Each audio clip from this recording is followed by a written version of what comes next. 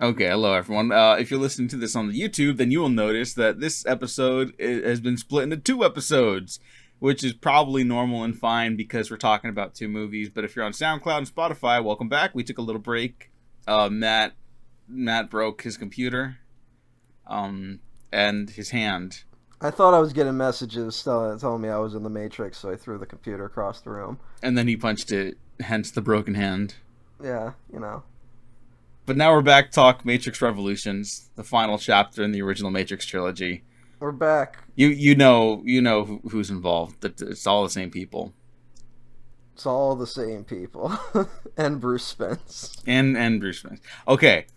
The Matrix Revolutions grossed $427.3 million against a $150 million budget. It's currently rocking a rotten on Rotten Tomatoes of 35% based on 217 reviews with an average rating of 5.30 out of 10. Is that critic reviews? That's the critic reviews. And the consensus reads, it's a disappointing conclusion to the Matrix trilogy as characters and ideas take a backseat to the special effects. Mm-hmm. Matt, do you know who did go to bat for this film? Before we get into whether or not we agree, but I'm pretty sure you know who gave this 3 out of 4 stars. Roger Ebert. Yep. Despite offering criticisms of his own, on the grounds that it at least provided closure to the story well enough so that fans following the series would prefer seeing it as to not.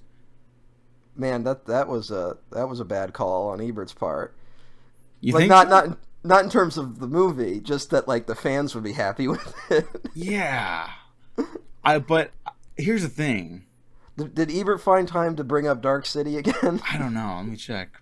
But here's the thing. It's not like when people say like, oh, they made this for the fans, they really mean like, well, it's not very challenging, but you're going to be happy because they reference stuff that you recognize, right? Yeah. That's what we do now. I think the true fans of the Matrix, like, who are in it for more than just the original Matrix, like when they're engaged with the challenging ideas of the sequels, I think he was right. I think most of the people who negatively reviewed this film are cowards.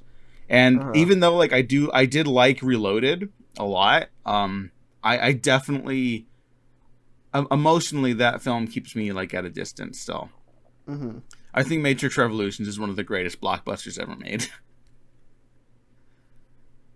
And I think it's at least one of the best directed blockbusters like of the 21st century. Yes. It's incredibly well done. I try to you have to like put yourself kind of what everyone's mindset was at the time, you know? Mm-hmm. And also I think there's a phenomenon in film discourse that no one is immune to. You can think you are, but you're not. Where you're writing, whenever you're reviewing a sequel, or not even a sequel, but like a director's next film, what you're really reviewing, you're reviewing their last film again, but like correcting like mistakes you felt you made, you know? Like, you could sometimes feel like you were over praising a film, so when a director's next film comes out, you're kind of harsher on that one, but you're really being harsher on the previous film, right? Uh-huh. And you're harsher on yourself. You see it all the time, and I think everyone does it, you know? Mm-hmm. And like, I'm not gonna judge anyone, because I am hopeful that Matrix Resurrections is great, but I get a feeling that a lot of the reviews that are going to come out in the next week, at least, are mainly going to be people like re-reviewing the whole franchise, you know? Mm-hmm. People maybe who like didn't care for the sequels when they came out, but came around to them later, maybe trying to like make like a mea culpa, you know? Yeah. And again, that doesn't mean the movie's bad or good. I just think that will affect like immediate film criticism of it. And I think a lot of people that were reviewing Revolutions were really reviewing Reloaded, which was maybe a movie that, you know, most people came out of kind of baffled, and then getting to watch it maybe a few times on DVD before the release of Revolutions, maybe you start to notice its flaws a little more strongly, and so you go in to revolutions with like your guard up, right? Mm-hmm. Like, so I think that's why sometimes the receptions of movies like at the time aren't as good. I think that's why Lady in the Water got savaged. Just because people were just rewriting the reviews of Village, a movie they clearly overpraised. No. Every time. Hey, I'm coming in there. I'm going there with it. You get that, like, and it's not wrong to be like, it's gonna take a little while for a movie to figure out where a movie really stands. Mm-hmm. I think everyone's trying to make sure we don't miss John Carpenter's The Thing again. Yeah. Like, we're all trying to plant our flag to be like, look, I called it when it happened. Yeah, and I think that's also why we see a lot of people, like, really going to bat for Zack Snyder. Mm-hmm. They're like, no, this is going to age as well. I've seen that argument. People are like, this is going to age as well as Blade Runner and The Thing. And look, again, I'm someone who's totally come around on a lot of his stuff. Not all of it. I still think he's got misses. He's a human being, He's an artist. It's bound to happen. Mm-hmm. And as much as I enjoyed the Snyder Cut, I would not say it's going to age as well as something like Blade Runner. I do really enjoy it, though. That's fine. I mean, it's that thing of, like, any movie, like, 20 years removed, it at least becomes an artifact of its time, and how movies were made. So, like, they can still become fascinating in that way. What was the goddamn shitty Adam Sandler action comedy we watched? Bulletproof, was that what Bulletproof, it was called? yeah. Yeah, and, that was a bad movie. But it was still kind of fascinating because they don't really make movies like that anymore. Mm-hmm. And I would say, though, it feels like if Zack Snyder is going to be one of those, like, you don't get it, you're going to feel his influence fucking later. Like, it feels like maybe we would be getting people, like, I don't know, like, we're about 15 years removed from 300, and it doesn't really feel like 300 has any place in the culture anymore. Like, a movie that was, like, huge at the time. Mm-hmm. And, you don't really feel it, Yeah, yeah. But again, it could just be me. It could just be... No, I definitely think the cultural footprint of that film has vanished a little bit. It could make a mark later. People rediscover things all the time, but right now... Same with his Dawn really. of the Dead remake, too, which felt huge at the time. Mm-hmm. And people would make the argument that it was as good as the original, which I don't know if I agree with that. I love that movie. I don't think it's anywhere close. People used to go to bat hard for that movie, though. Mm-hmm. And then it's like, well, no one really does. I mean, that could just be the zombie genre kind of being played out at this point. Yeah. But no one really took the fast zombies thing and ran with it after that. It stuck around for a little bit. They tried to do it again in World War Z, but no one really cared for it. Yeah, and I'm like the one person that's like, no, that's a fun movie. Yeah, I'm the one person on the planet. Mm-hmm. I also got to shout out the 28 Days Later franchise. Yeah, which also just kind of stopped. Yeah, but that one, both of those films not only made money and were generally well received, like critically. It's a rights issue because it's like Fox, 20th Century Fox tried to create something called Fox Atomic, which is going to be like their genre horror franchise stuff, and then that failed. But because the rights were now tied to this offshoot of a studio that collapsed, they couldn't pick up the ball and run with it for 28 months later. And then by the time that they're finally okay, we can probably do something now, it was Fox just got sold to Disney. So wow. That's not happening, and that's fine. Well, whatever. That's fine. Yeah, we don't really need 28 months later. Yeah. That would be cool though if it just kept going. Yeah. The exponential growth of that. Yeah, I would. I love 28 Days Later, which is not what we're here to talk about. And I enjoy 28 Weeks Later. I love the first half of 28 Weeks Later. Oh, okay. And then it gets really bad. No, it just, I don't know. It's, I don't know. That movie kind of first halves of any movie I've ever seen. You're like, holy shit, they're doing it, and then they fuck it up. Oh no, I don't think they fuck it up. I think that was a movie at the time that I think it got praised. I remember critics really going to bat for 28 Weeks Later, and it felt like people kind of making up for kind of missing 28 Days Later. A little bit. I still think 28 Weeks Later is worth checking out for anyone listening. By the way, what's another franchise that did that? recently, in our collective memory anyway, with the new Planet of the Apes films. Yeah. Where it was like Rise kind of like got like ho hum responses, but then people were watching it and were like, "This movie's actually pretty solid." So then, War the second one? I No, it's Dawn and then War. Yeah, Dawn, and then critics came out to bat for Dawn. Were like, "This is a good movie," but it wasn't like super enthusiastic. Yeah, and then already you could. That one's interesting because you could see people being like, "No, these are like really special. Something's happening here." And then War people, like, critics went, like, ape shit for. I think Dawn is the one they went ape shit for more so. And War was kind of, like, divisive at the time. I remember War was the one where critics were like, this is the movie. Like, I just remember that one, it felt like people were, like, really cheering for it. And then, I like War, but, like, Dawn is a better movie. Yeah, Dawn's more interesting. Like this kind of relates to The Matrix, too, because, like, Dawn has like the political and ideological conflicts, and War is just kind of like a death march. Yeah, War is just like crushingly depressing. Yeah, like, it's escape from the Planet of the Apes level, like depressing by the end. Yeah, and it also was kind of like a moment where it's kind of crazy that I think it didn't do that well either. Like, yeah, it had a Matrix problem, or like the second one, the middle chapter is like $800 million or whatever. Mm-hmm. And then the last one's like, yeah, it made money, but all right, go away now.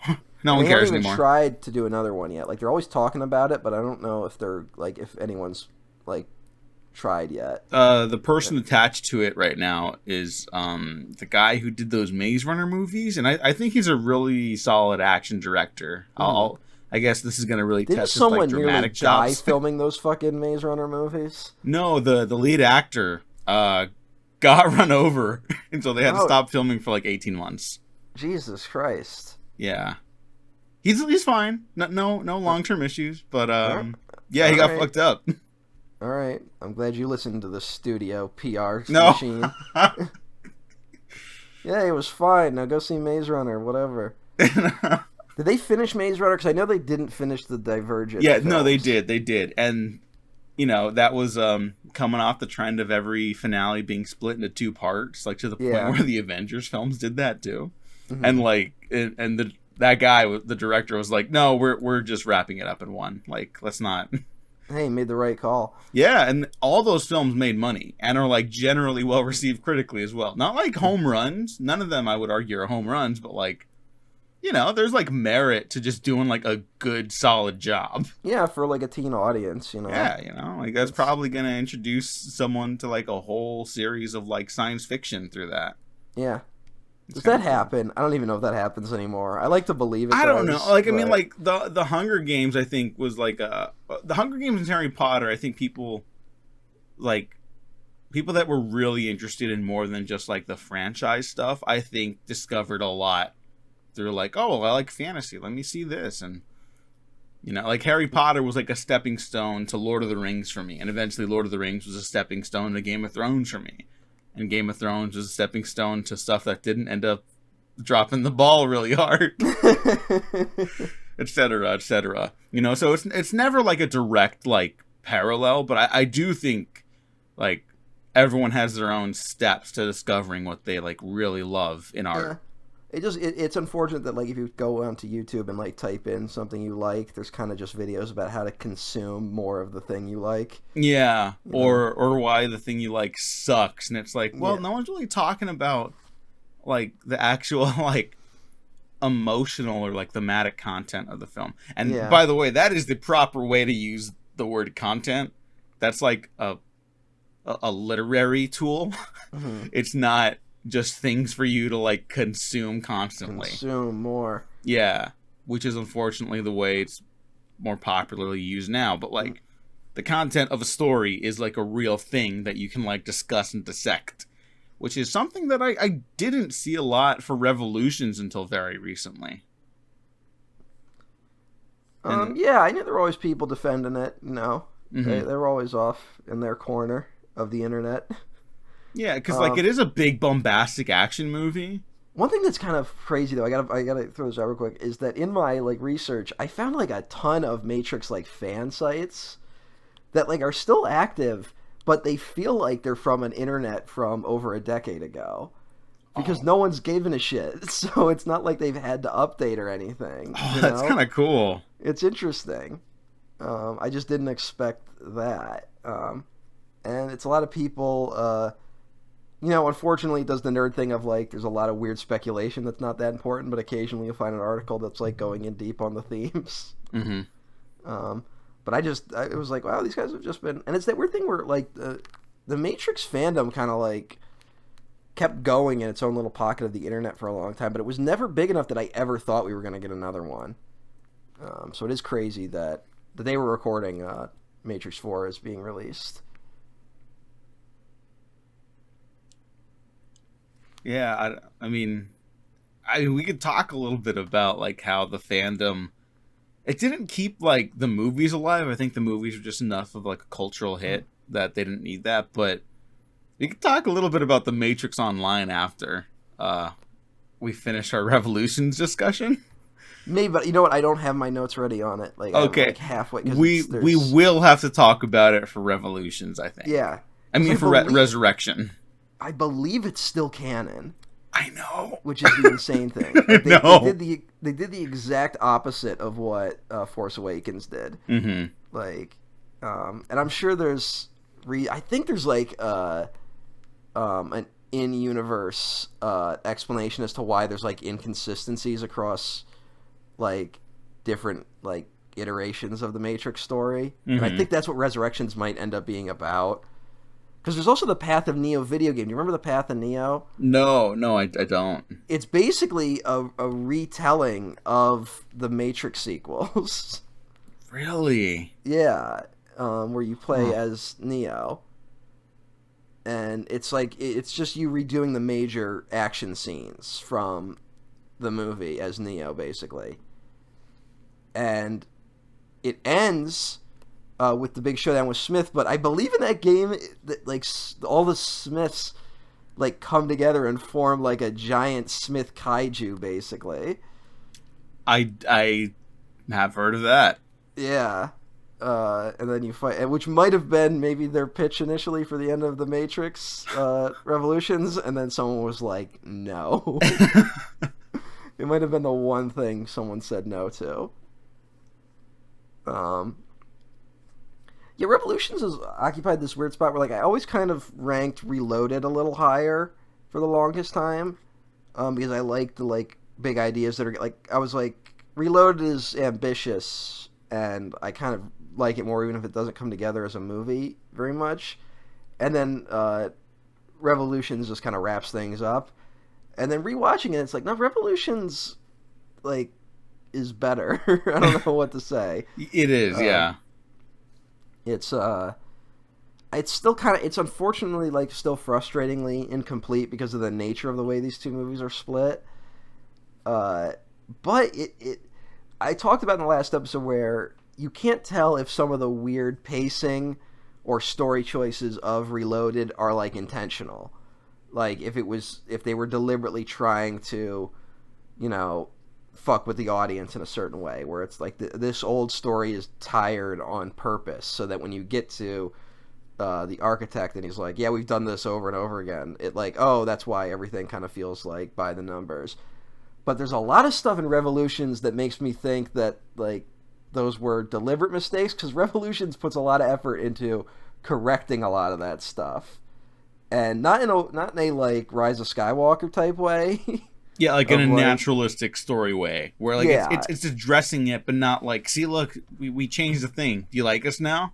Yeah, and underlying their points a little better,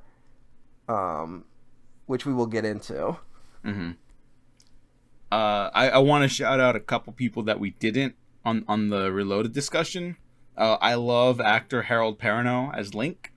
Yes. We didn't shout out our boy Tank, who was written out unceremoniously between The Matrix and The Matrix Reloaded. Link is his brother-in-law. Didn't like they kind of have a problem with that actor? Wasn't that like the story? I actually don't know. I think it was like a story either like they had a problem with it or like he wanted too much money. Oh. And so it was just like, well, fuck that. Oh, well, that's too bad. And Dr. Cornell West as Counselor West. Yeah, Diego texted me being like, we should have talked about that. I love it. There's a lot to be said about that. He's a big fan of these movies. He's written a lot about them. Boy, I could tell. Here's a nutty take. Cornel West should maybe try being an actor. He's not bad. He's not bad. I think he could be the guy that, like, gives you the information, you know? Mm-hmm. Like, if you gotta, like, meet, like, a broker somewhere, Cornel West could totally be the guy who's like, here's where you go to do the thing. Yeah. Remember Michael Caine's scene in Tenet? He should do that. Totally. Yeah, it could have been Dr. Cornel West. Mm-hmm. I don't think Nolan is as left-leaning as the Wachowski sisters, though. So maybe that's why that won't happen. Is anyone in Hollywood as left-leaning as the Wachowskis? That is making blockbusters. No. Like, no. That can only make $200 million budget movies. Yeah, no, unfortunately. But hey, goddamn, it's unfortunate that Resurrections is getting all woke all of a sudden. Yeah, not like where did this come from? Not like the first fucking movie ends with the song literally called "Wake Up" by Rage Against the Machine. Mm-hmm. Wonder what that's about. Yeah. Well, I think that's also, in a roundabout way, part of the problem that people initially had with Revolutions too, because the Matrix is like, yeah, fuck the system, and like it's so much more than that too. But like that is the attitude of that film, right? Like anti-authority, like tear this shit down, system failure, let's fucking rock. Yeah, and Matrix Revolutions is like, no, war. Like if you're in the fight long enough, like it is just terrifying. My pal Andrew Boyd Allen, they did a great thread recently about the Matrix and the action in the series, and how like in Reloaded everyone's like stoic and cool because that's like the vibe of that film too. They have to be while they're going through those trials and tribulations, and by the time they get to Revolutions, it's like, no, they're like a ends wit, like they're gonna lose and they all kind of know it, you know. Like people look like scared in these fights. And it's very much a film about how, like, yeah, like you could be fighting for a noble cause, but just fighting for the sake of fighting at a certain point is not gonna give you long lasting results. You're not gonna have a very long, prolific life if this is the only world you know, unfortunately. Well, a bad version of the ending of this movie would have been like a giant laser just destroys Machine City, you know? Like that feels like the Hollywood way this movie would have ended by certain people. You know, just a giant laser either wipes out all the machines, or maybe nihilistically wipes out all the humans, or maybe dumbfoundingly just says, we just combined machines and humans. Now they're one and the same. That would be a really bad way to end your trilogy. I was like, what is he referring to? And I was like, oh, fuck. That would be like, and then some idiots online would be like, yeah, but it's thematically consistent. And I'm like, it's thematically boring, motherfucker. I do like the synthesis ending. Why?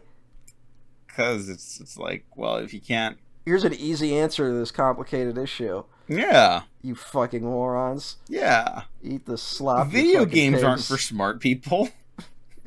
Hey, they were for a little bit. Were they? I wonder if the mainstream there are good games out there for like people that enjoy conversations. Xbox 360 drops like 2 years after this, which leads to like the mainstreaming of video games, which is like a big blight on our culture ever since. Kinda, yeah. Because video games used to be like this weird corner where really crazy people were working on like fringe political ideas in their games. And now people are like, all these games are too woke. No, they're apolitical. My Call of Duty game where you have to stop a massacre of a local village in the Middle East. That's not political at all, though. Yeah. Well, you know, it would be like trying to make Cowboy Bebop political. I mean, that's just silly. I'm not even going down that rabbit hole. Do you wonder if like that's like a huge part of what's wrong right now? Like, oh, totally, absolutely. And like, you know, it's one thing to like say that, and I'm really not even trying to say like all movies should have my very left point of view, you know? Yeah, I think really quick, I think you and I have been very open and honest about like, yeah, you know, like the politics of stuff we enjoy sometimes isn't the greatest, you know? Like, Predator 2 is, like, a very conservative film. Yes. I also love it. You know? Like, I know that wasn't Los Angeles in 1997. But it's fucking ridiculous, and it happens to tickle a funny bone in me. So, whatever. But there's, like, the appeal that, like, we're not political, we're just, like, we're just telling a story. It, like, leads to just very flat movies, you know? Yeah, because, like, and I think that's sometimes why certain segments of Film Twitter will respond to movies with grotesque politics, because it's like, well, at least it stands for something, you know? Like, and, like, while I don't often agree with those takes, it's like, I can at least understand it. I personally feel, I'm not going to call out any names, because I think we're all guilty of it to an extent. But I do personally feel that sometimes we swing a little too hard in the opposite direction with that. Where it's like, oh yeah, at least it's a stance. And it's like, yeah, but okay, hang on. Maybe the stance is like a little not great. Like a little too not great. Well, I mean, I just get annoyed with the people that try to be like, actually, it goes so far right, it goes left, you know? Yeah, I mean, we're specifically, I think, referencing now like the S. Craig Zoller stuff. Yeah, definitely which we have openly enjoyed, but let's be very honest about it. That fucking idiot who was like, Sausage Party is so unwoke it becomes woke. Oh, that was Film Twitter's favorite punching bag, Devin Faraci. I can't believe he's like kind of still around. I know, it's grotesque. It's weird. I mean, at least we don't talk about him all the time, but yeah, thankfully. Yeah, strange. So yeah, bad person. But the Matrix Revolutions is not bad, and Dr. Cornell West is a good person. Let's just keep talking about him. He's great. I knew a guy. I knew Cornell West because there was a guy in my community college like English class who was like super into Cornell West, and would like bring him up all the time. And we were both the two guys in the class that understood the way to pass an English community college class is that no matter what we're talking about, just pivot the conversation to something we want to talk about, and then we look intelligent. So anytime we were discussing anything, he would basically go to Cornell West, and then anytime I stood up, I was probably talking some libertarian bullshit, but I got my participation grade, so hey. There you go. That's something. And this is a guy I thought was in like his mid-20s when I was like 19, and then I come to find out he was like 42, so... That's that weird community college thing, you know? It was just people of like every age group. Yeah. Which is why Community was genius. I mean, hey, that's why I probably got into that show initially. Yeah. I was like, yeah, this is kind of what I'm going through. Yeah, we play paintball like that. Oh, yeah, that's exactly what happened. We should talk about how Seraph remains the coolest character ever.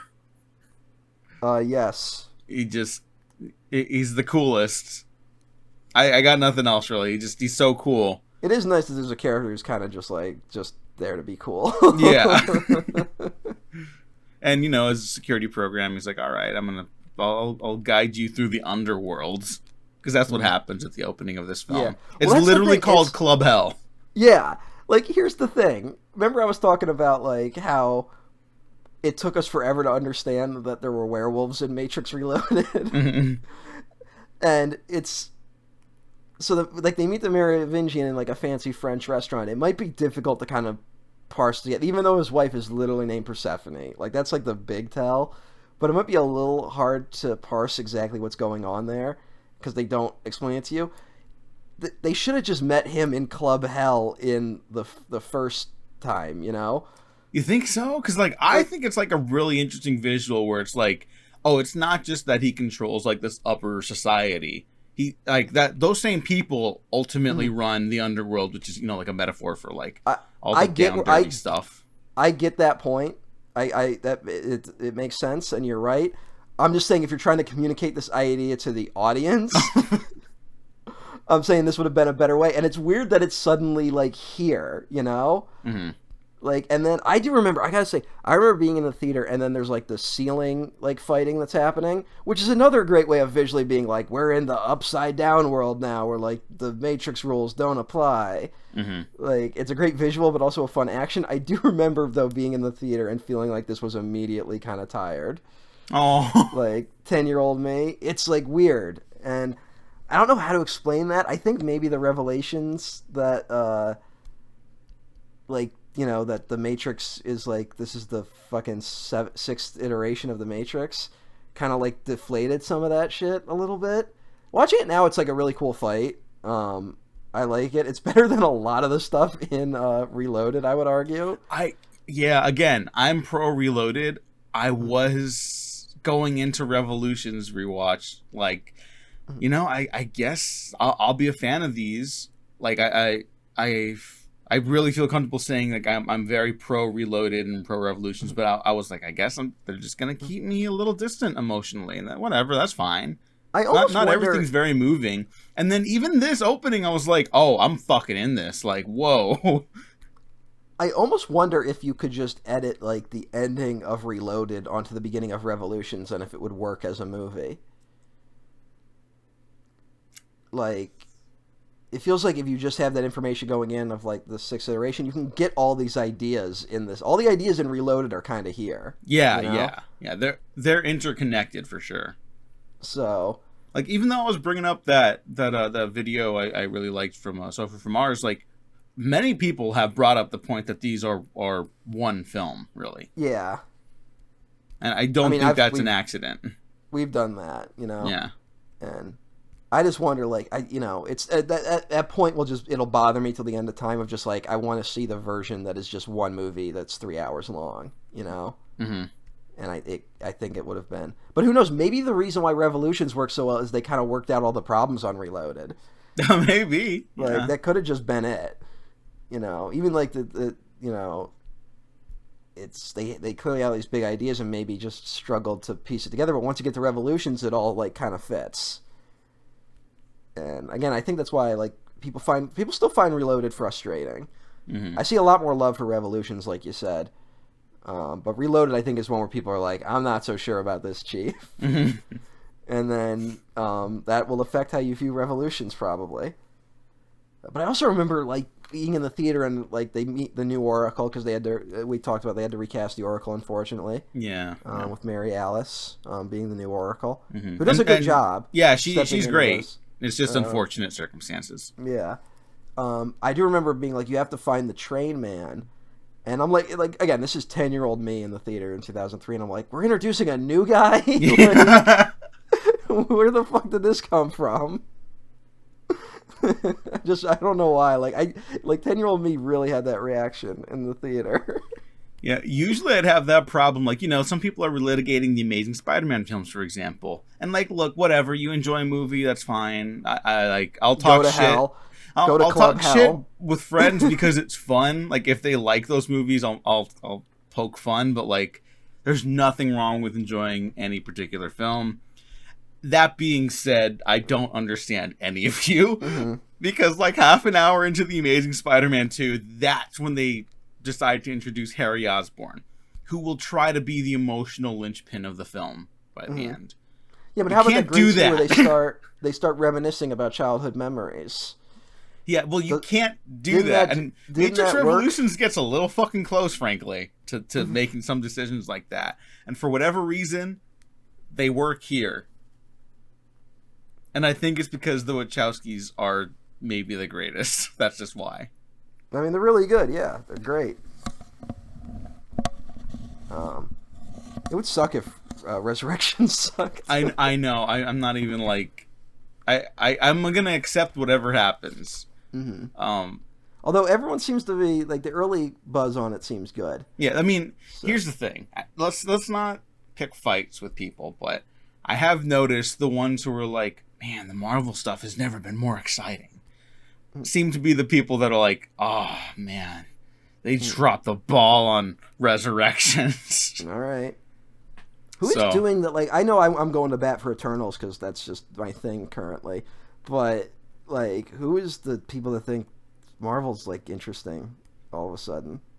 It's the people that have kind of been, like, fanning and standing over it already. So it's just that shit. Yeah, it's those people, but they seem to be like less in number now, and I just find that interesting to think about. doesn't mean the Marvel stuff's going away. I really think, the good guys might win eventually. Someone smarter than me messaged me on the Twitter about this, because I have it in my notes, but I also don't really know what to do with it. Mm-hmm.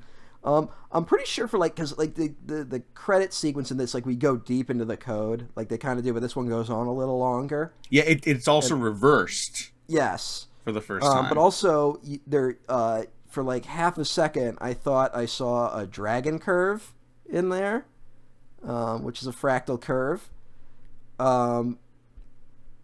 And then when Neo's in the Limbo subway station, which has a name that is an anagram for Limbo, but I don't remember what it was. On the subway map on the wall back there looks like a dragon curve. I don't know what to do with that information. I don't know either, but it is called Mobile Avenue. Okay. Or Mobile Ave, whatever. Avenue, whatever yeah. the fuck. Mobile is an anagram for Limbo. Yes. For some reason, I couldn't remember the word mobile. You don't have those gas stations? We do, but we go to Wawa's in this state, partner. Okay. We got Wawa's and Wegmans, partner. Well, we talked a little bit in Reloaded about how machines themselves might be capable of being realizing self-actualization apart from the systems that they're just meant to be operating machines in. And the opening of Revolutions is entirely that, where it's oh yeah, these programs created something new. That's entirely. My favorite stuff in this movie. It's so great. It's just that little scene in the subway. Oh, just I'm a... What was he? He's a power systems manager or something like that. Yeah. It's he's just a guy. He's just a guy who created a little girl with his wife, and they love her. And his wife's an analyst, and she's all defensive, and he's all kind of no, let's just be nice to the guy. Mm-hmm. Hey, maybe the last person he ever sees. That's a great moment in the movie. Right, Diego? I did not like that when I first saw this, because I was what? Where's the action? I just remember being bugged by the train man, as a kid. He still bugs me, but in a fun way. Oh yeah, he's creepy, but it's Bruce Spence. Bruce Spence is fun. Bruce Spence, whenever he shows up as a weird guy, it's oh yeah, this movie's great. He was fucking cornering the market on weird dudes in the early 2000s. I know, he rocks. It was he's in a deleted scene in Return of the King. Even though they really dubbed him in the final version of it, which is weird. I don't know why you bring Bruce Spence out and then just do that. Yeah, I don't know, but his mouth just does that. They didn't need to do any prosthetics. And then he's that one dude in Revenge of the Sith. Hell yeah. What were those guys called? I don't even remember. I don't know, but those are fun, subversions, because the character he plays in Revenge of the Sith, they're creepy devil-looking dudes, and they're please help. Yeah, there's a lot of that in the prequels. I wonder if that was a point George Lucas was trying to make. I wonder if it was a point he was trying to make, but that he fucked up by putting it all on Jar Jar Binks. Oh, and to be fair, maybe some of the coding in Phantom Menace is not great. Yeah, no, it is not. But he was. It is that thing where he's clearly trying to say something, and then he just kind of didn't. It's if you don't stick that landing perfectly, it's not going to work. Mm-hmm. And well, that's how you get Jar Jar. Yeah, Jar Jar's the key to all of this. No, it turns out he was right. Oh my god, yeah, in a way. Who's the Jar Jar of Matrix Revolutions? That fucking kid. You really don't like that kid, huh? I have a problem with it would be cool if he was an actual kid, you know? Mm-hmm. If he was a young kid, but the dude's clearly almost 30. Mm-hmm. I can't get around that. So when he's got this gee whiz attitude, I'm fuck off. Fucking grow up, motherfucker. Sure, the age, the actual age thing is kind of a barrier a little bit, but I mean, it's just an extension of the ideas that Neo shows people kind of how to save themselves. Mm-hmm. He's not literally going around picking and choosing who to save. That would be weird. Mm-hmm. And this film kind of realizes that for the kid, where he kind of gets to be the hero. So like when he's like, Neo, I believe, like he's not just believing in Neo, he's believing in himself. And it's like, that's kind of the message of the One, which I just found very moving. Yes, but that kid still sucks. Also, he's always just the kid. Like that. That bugs me. I don't know. Like the whole thing. I do like. He does get that. That's a good moment he gets at saving the day. You know. Mm-hmm. I do like that idea of like the nightmare battle is like the only answer they have to reload these giant mechs is to just send some poor bastard out there with a shit ton of ammo. All right, let's talk about the Zion stuff, because there's barely any Matrix stuff in this, and it's kind of you hear the same shit with like Iron Man 3 where they're like, well, there's barely any Iron Man in it. It's like, well, it's not just about the suit. The whole point is more than just about... how that would be frustrating for some people though, you know. A little bit. I'll be honest. I get it. I do get it. And I don't know. Maybe just because I was so won over by this viewing, I was like, "What the fuck are you all talking about?" Well, we also we're watching it like right after Reloaded, both of us. Yeah, so that's we true. got the movie that was mostly Matrix, and then this one is like, nope. I do remember that being like the big complaint at the time. Like, if people we're going to give you your one sentence, reason it doesn't work, you're like, the reason why Revolutions doesn't work is because it's set on Zion for 90% of it. And I'm like, no, but, I get if you show up to see a movie called The Matrix, you're probably going to want to see The Matrix. Yeah. That being said... the stupid thing about the Iron Man 3 complaint is that Iron Man is in the fucking movie. He's just not in the suit, you fucking dopes. Yeah, I know. Yeah, these fucking... That's a costume, you idiots. I remember that was a big complaint in the early days of the MCU. Mm-hmm. Like, why does Robert Downey Jr. keep showing his face? And it's like, because he's Robert Downey Jr. Yeah. And if you really want to stretch it, it's like, Tony Stark wants people to know he's Tony Stark. That's his whole problem. How did the fucking first movie end? Yeah, that's like the one, defining trait of the character. He's got an ego. You dopes. What a weird... And it wasn't like you didn't do any Iron Man action. Yeah, there's a lot of whatever. We're not here for Iron Man 3, which is a good film. People are dummies. Yeah. I think to go back to the Zion stuff, I think the action in Zion is so fucking fantastic. It's a great battle scene. Yeah. And I talked a little bit about it in Reloaded, but it is also overwhelming and scary and beautifully lit. When it gets really apocalyptic, it really feels like the end, Yeah. It's like, oh shit, that's over for them. They're gonna lose. You really feel the weight of all the Sentinels and machines burrowing through. And I really like the little weird drills that they got going on. The machines, when they drill through, they just fall through Zion too. Yeah. So it's they're not just drilling, they're also weapons of weight and stuff like that. That was a really interesting invention. And it's interesting that everyone has to participate in the battle basically, unless you're wounded or a child.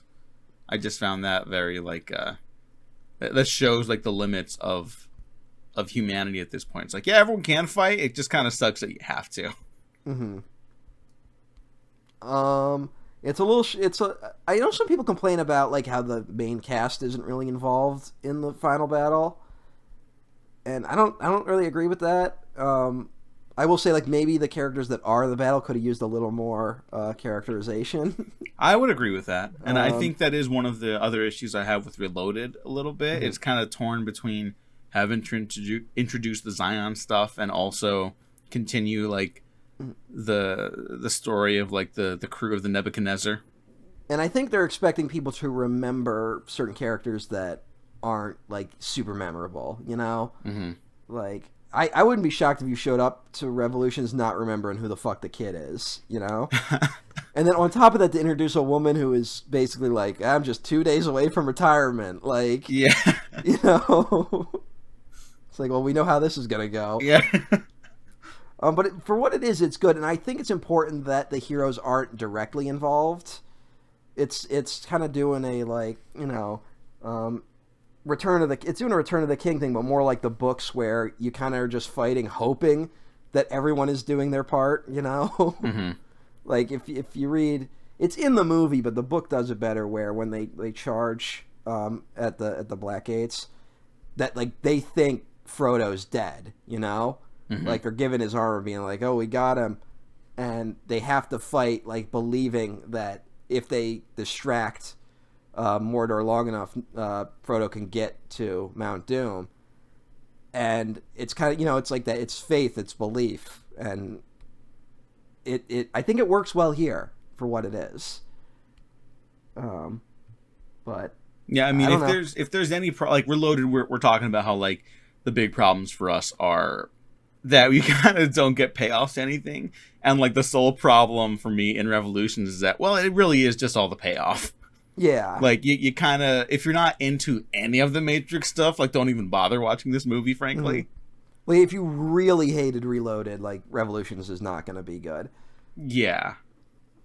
But it's just it is such a weird movie. Mm-hmm.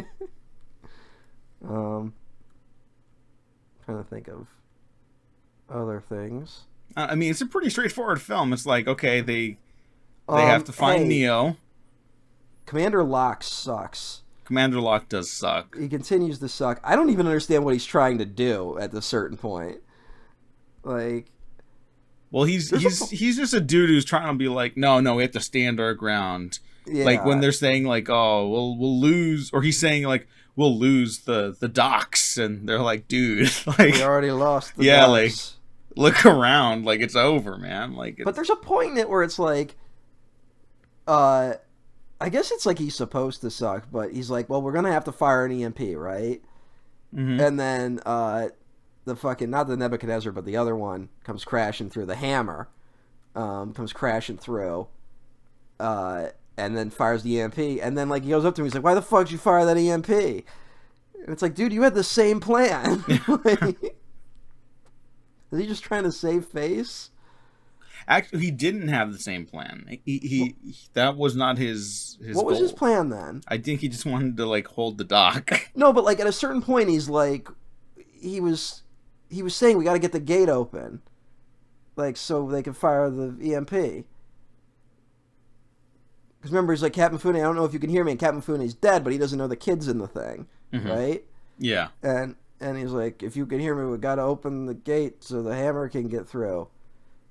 And it's like, there's a problem here. Just this is what you got to do. I hope you can hear me. And that's like his moment where he's like, he's been like this guy about like it's got to be about numbers, it's got to be about this. But that's his moment of like kind of caving and being like, I don't know if anyone can hear me, but if you can, you got to get that fucking gate open, right? Mm-hmm. That's his moment of like believing.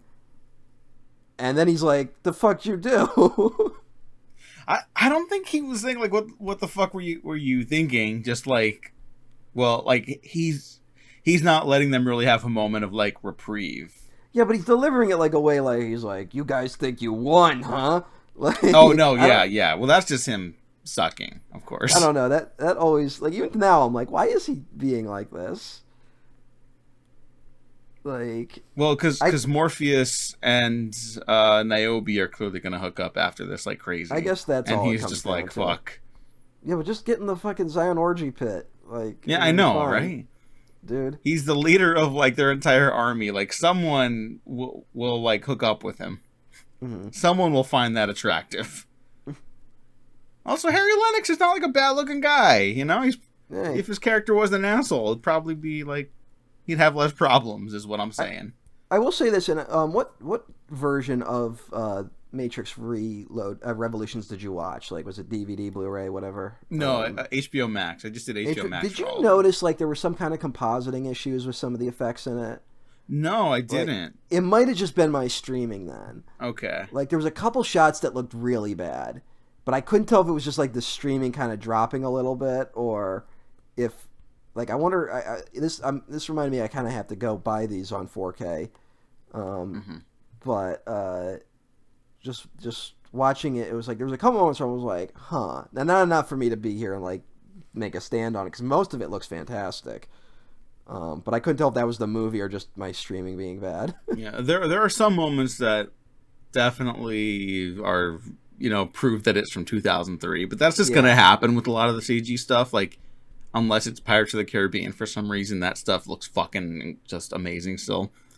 I would say it's worse in Reloaded. Like, even though we were fans of the Neo versus like the countless Smiths fights on the playground or whatever, it doesn't look great. And I know that's a lame complaint to have, but it looks really bad at times. It has some of the early like fully CGI people effects. Yeah. Which is a year removed from Spider-Man, which had like a lot of that for just one character. Mm-hmm. And then this one, it was like, oh, let's have an army of CGI people. Yeah, and sorry. But here in Revolutions, I didn't have that problem, really. Mm-hmm. Like, sometimes, like, there's a really cool moment when Neo punches Agent Smith through the rain and stuff, and it's like, wow, this is a really great visual, and it's, like, just on the verge of being Uncanny Valley enough that I could see someone getting, like, taken out of the moment from that. The final fight here finds such a perfect balance with all that stuff that it calls into question some of the choices in Reloaded. A little bit, and I want to hold off on that because I'm gonna go on a huge thing. Yeah. For that shit. I don't know. We kind of like breeze through this though because like it just kind of hits the points until catch, like the second half. Did you catch when someone casually threw out the word VDT? No. What? Which is virtual disease transmission. Oh, because Smith is doing his whole thing. Well, no, when they're examining Bane or whatever. My God, that's right. Yeah. When Smith is doing his whole thing. Yeah, well, I thought you meant like the other way, but they're like, well, there's no sign of any VDT activities. And I'm like, man, I could have used a movie about just that problem in Zion. Yeah. Let's get talk. There was kind of a fun moment in Reloaded where we see that Zion kind of has their own little mini Matrix, right? Mm-hmm. Where like they have all those people plugged in and they just do all the administrative work for people coming in, right? Mm-hmm. I was like, that's a fun idea. Yeah, like that they have their own little construct. And like further, like that's the nutty thing about these fucking two movies is like, I feel like the Wachowskis totally could have gotten away with like, we're gonna do 7 Matrix movies. Yeah, and like keep exploring these ideas because like it becomes so much more than just like we got to tear down the system, which it is ultimately also about. But it's like, okay, but see, we have to save people within the system, like, and we're gonna devote like each film to like 1, maybe 2 ideas, you know. Mm-hmm. Like they totally could, and like I think an interesting counterpoint to that is something like the John Wick films, you know. Mm-hmm. Which it's like we're leading into 4, and 4 is the one where it's like, hey, maybe we should tear down the whole system. Yeah. But it's like, and I'm not gonna like, John Wick clearly is not like as complicated as these. Mm-hmm. But it would have been nuts if it was like, we're gonna do John Wick 2 and 3 at the same time, and we're gonna deconstruct the entire action genre. And it's like they're like, no, we're gonna like devote each one to like a new thing.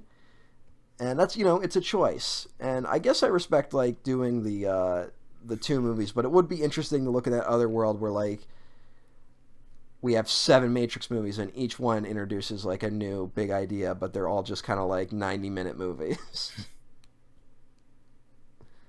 Which maybe you could have gotten away with if you had, like, released them a lot quicker. Because I feel like, like I said, the other thing is the culture is just quickly moving away from the Matrix. You know, mm-hmm. Like maybe you could have gotten away with a Matrix like multiple film series if the first one had come out earlier in the 90s or something. I want to shout out Ian Bliss as Bane because he basically just has to do a Hugo Weaving impersonation for his entire role. He's doing a fun job. Yeah, it's fun. So Bane. Yeah, what are your thoughts on this character? What do you think? I asked first. I was leading to the question before you. Okay. Well, I think it's a very fun performance, and something about it also makes me wish there was more attention paid to him in Reloaded. It's a little weird that like when he finally does like attack, and he's fighting Neo. Neo takes like fucking 10 minutes to put it together. That's a little funny. Like, and like, Neo, you're the fucking one, man. Yeah. Well, he's calling him Mr. Anderson. Yeah. And it's like, what do you mean? What do you mean? It would be like, we all dunk on the like Save Martha scene, but it would be like if it took Batman like 10 minutes to put that together. Like he kills Superman and he's walking away and he's like, oh no! Oh wait, Martha. That's my mother's name. Yeah. No, I like that we got to see Neo like deal with the same kind of conflicts that he does in the Matrix outside the Matrix now too. Like there's no fight scenes outside the Matrix until like this movie really. Well, it's also like if we're gonna if we're like breaking the hero's journey almost, it's kind of like either Neo or Smith is going to extend their influence into the real world, right? Like they're the two sides of the coin of what could happen, right? Because Neo has his powers out here, and Smith he jumped out before him basically. Like it's a weird battle of like nihilism versus like hope, you know? Yeah. Like Smith is totally just a representative of like nihilism, of just like it's all pointless, life is bullshit, we're put on Earth just to die. Like, and Neo's just a contrast to that. And it's a movie just like, don't give in to the fucking Agent Smiths of the world. Yeah, because turns out there's a lot of them. Yeah, well, I mean, it's I think it's a more important message now with like the rise of kind of doomerism, you know, of just like, well, there's nothing that can be done, and I want to like we all get down lately because it's fucking shit's rough out there, right? But we kind of have to like not give in to that, even if it's the correct response, which I think is kind of what I took away from this movie this time, you know? Yeah. I don't want to get too into that final culmination of that conflict, but I think we're on the same page with that, especially given the weight of the world at the moment. Let's see, what else do I want to talk about before we get there? Let me see. I got some notes. Well, Smith, here's something I liked, even though there is not a lot of Matrix in this movie. When we cut away after the Oracle is turned by Smith, and she does not resist, she just kind of like accepts it because Smith assimilates Seraph and the little girl Sati off screen, which is like pretty harsh. And Smith laughs really oddly. It's like the strangest smile laugh I've ever seen in my life. Which is something I'm willing to bet the Nostalgia Critic mined like 10 minutes of his review out of. Oh, yeah, I'm sure. Like, I'm saying it's like strange in like a positive way, and he's like, this is why the film's bad. I do like the nice touch that now because everything's changed, the Oracle's like, I can't really see the future right now. Like, the whole Matrix has changed. And like a good way of telegraphing that is that like the cookies aren't ready when Neo gets there. Yeah. And she's like, I was hoping these would be ready, you know? Yeah. And then I really like when they're back on the outside and Link is like trying to like, or everyone's trying to like look at the Matrix and like, something's wrong with my screen. And they're like, no, I see it too. And Link is like, nah, whatever's happening in there isn't good. And like, we don't see that until Neo returns in the finale. And I don't know. I really like stuff like that. Yeah. Like, yeah. When you're heading into like an end game of your story, like you really want like, you don't want to feel safe. You know? I kind of like, another thing I like earlier in this is when they meet with the Merovingian, the most disgusting Frenchman ever. And he throws out that whole thing of like, I want the eyes of the Oracle. Like, remember that? Yeah. And then they're just like, you know what, fuck this. Yeah. Like, that's why Trinity is great.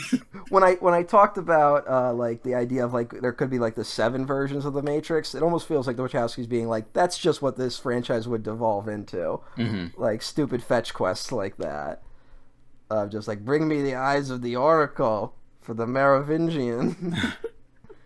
And I like that the train man's just there, and he's disgusting in this fetish nightclub. Yeah. But there's straight up like nipple twisting happening and shit, you know? They got like gas masks and stuff, and it's like, all right. Go for it. 10-year-old me in the audience. Yeah. So, you ever have those things you revisit from childhood and then you're like, that explains a lot. Anyway. Also, I gotta say, the Train Man has one line in this where it's like, I wanted just this one line at some point in the first movie when he punched... Remember, he's able to punch Neo in the limbo space. Yeah. And, like, send him flying through the wall, and he's like, down here, I'm God. And it's like, that a line like that really would have helped in Reloaded. Mm-hmm. And it's literally one line. We get that fun visual of Neo running one way and just coming out the other side, too. Yeah, I always love shit like that. It's always fun. Yeah. That's always fun. The movies should be fun, like, in that way, again. Yeah, like, just play with the visuals. It's a visual medium. Instead of people just being like, isn't it weird we're in outer space? Which is, like, every movie now. I know.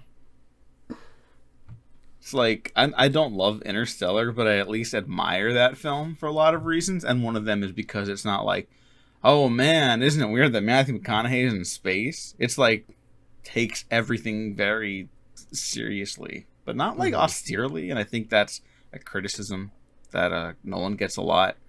And I think people also forget that the Matrix series is like, it's very playful and funny. Yeah. Like, everyone looks very cool because they are very fucking cool in these movies. But there's a sense of humor. This shit was not cool in the early 2000s, though. That was like the exact moment it died. Yeah. I think my whole point is that, like, all this shit in these movies was, like, cool in 99, and then by the time these sequels come out, they're no longer cool. And that's just culture.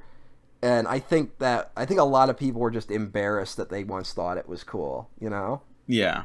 Which it's like, no, it's nerd shit, motherfuckers. Like, and it's so weird that when nerd culture suddenly became cool, that, like, the Matrix wasn't, like, a part of that. Mm-hmm. Like, it felt like the Matrix was left out of the nerd club.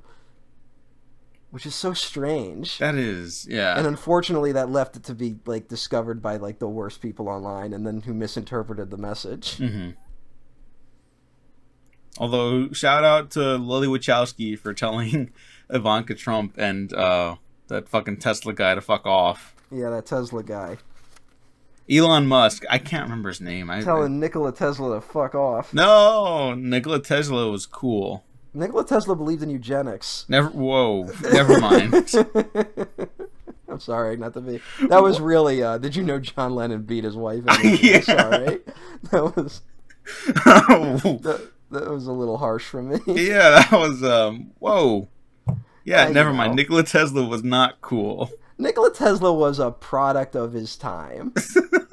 Here's the thing. Nikola Tesla is dead, so. We can, like, view him as, like, a historic figure now. You know? Like, yeah. He's not holding elective office somewhere. But it is a little weird that a guy named his company after Tesla. Yeah. Wonder what that's about. That has to do with anything and his family's diamond mine. Yeah. Don't know. Not a fan. Not a fan. Not a fan of the boy. Not a fan of him. One of these days, though, like, now he's just, like, he's got his hands in, like, everything, like, cryptocurrency and shit now. Like, which is just, it's never been more apparent that the cryptocurrency thing is just going to implode. Mm-hmm. Like, it's totally a bubble. Like, what's going to happen to him when that happens? Like, I'm not saying he's going to lose money, but, like, what's his public image, which is all he really cares about. Yeah, I don't know. Probably break down a little bit. It'd be fun. Hopefully. As long as he doesn't have, like, missiles in space by then. Yeah. Like, it'll be fun unless he's, like, declared his independence of the moon by then. I had someone trying to explain why cryptocurrency is, like, the way of the future to me in person a couple months ago. And, like, I basically don't understand because it doesn't make any sense when you really break it down, right? And they were trying to explain, like, no, you can understand. So there's this thing called Diamond. And, like, the moment it gets higher than Twitch and Facebook on, like, the NASDAQ, like, it's over for them. You don't understand. I'm like, but how is it going to get there? Mm-hmm. Like, I just kept, logical questions. Like, okay, well, like, how does that happen? It's like, well, we just need enough people to invest. And it's like, well, that's not... Mm-hmm. That doesn't mean anything. anything needs enough people to invest in. Yeah. Like, even just sticking in like the rules of like a capitalist society, that goes for anything. Like, well, there's that. It's the funny thing of people being like, "Well, if cryptocurrency's fake, then the whole economy's fake." And it's like, yeah, like, hey, it is. Funny that you mentioned that. And I feel like if cryptocurrency ever does get to this line that they keep talking about, all it's going to do is make everyone who's not invested fucking pissed, and then we're all going to realize it's all bullshit. Yeah. Like, so I think that, like, I'll say, I think the jury is out on like cryptocurrency as a concept. I don't really know, but NFTs are like definitely bullshit. Oh yeah. Like, and like, so if cryptocurrency is the wave of the future, we're in that space that like the .com bubble was, you know, where like everything was suddenly a .com because no one knew what the internet was going to be, and then it's all going to implode, and then maybe shit will rise out of the ashes of it, you know. Yeah. So hey. Also, shout out to Keanu Reeves for laughing at an interviewer's face when they brought up NFTs. You know what that says to me? That Keanu and Lana were having a lot of conversations about cryptocurrency behind the scenes. Oh, probably. I feel like that's what's going on. Yeah. And hey, this no one broke this down, but on the Bill Pope episode I brought up of the Team Deacons thing, he mentioned that like of all the people that read the script for The Matrix, and after Speed was a big hit, Keanu became a hot like topic, obviously. He was apparently the only actor who read for the part of Neo that got it from like top to bottom, like ideologically, thematically, and like the character traits. But he also understood like the story that the Wachowskis wanted to tell, and I just found that really interesting, you know. It's like, you know, trust no bitch, but if I'm gonna put my faith in any celebrity, it's probably Keanu Reeves. Yeah, that's not a bad call, I guess. Yeah. Not. It is a little sad because I guess he was the first choice for Racer X in Speed Racer. It would have been cool to see him do Racer X. That would have been so fucking cool. I didn't know that. It might have just been scheduling because, like I said, like he was definitely like. It was weird, like, peak Keanu after these movies. Mm-hmm. And then it's like, nope, there's another peak Keanu coming. Yeah. Like, God, that's a guy who's just had, like, more ups and downs than anyone in Hollywood. Other than maybe Nick Cage. I was going to say Robert Downey Jr. I think we forget about, like, yeah, but Robert Downey Jr. had, decade. Like, but he had, like, a long down, and then he's, like, back, you know? Where it's like Keanu, it's like, he's big, and then it's like, oh, he sucks again. And then it's like, oh, he's big again, and then so he sucks again. And now it's like he's big again, like, and it's not like self-inflicted shit too. Like the only other guy I can think of is Eddie Murphy, who's had like weird ups and downs like that. But every time with Eddie Murphy, it feels like he sabotages himself. Yeah, you know, where it was like he was big, and then like he literally had like a few years where it was like he's good this year, he's bad this year, he's good this year, and then he had like a good run in the '80s, and then he was like just fucking up in the '90s. And then, like, early 2000s, like, he's like, oh, shit, he's back. And then he immediately starts doing movies like The Adventures of Pluto Nash. Or, like, remember, like, Meet Dave? That was, like, his last movie for a while, wasn't it? Yeah. There was another one that was, like... What the fuck happened there? There was one where he was a guy who could only say, like, 1,000 words and then he would die. So he had to, like... He couldn't talk, right? Mm-hmm. And, like, that was the last one. And then he, like, does Dolomite. And then it's like, oh shit, Eddie Murphy's back. And then there hasn't really been much since then. Well, we made Coming to America. Oh yeah, made Coming to America, I forgot. I still haven't watched it, so I don't know. Yeah, no, I haven't either, to be fair, but like, no one's heard good things about that, unfortunately. Yeah, I've heard like one person defend it. Yeah. So. Which sucks, because it's the same people that did Dolomite together, yeah. and I like that movie, so. Mm-hmm.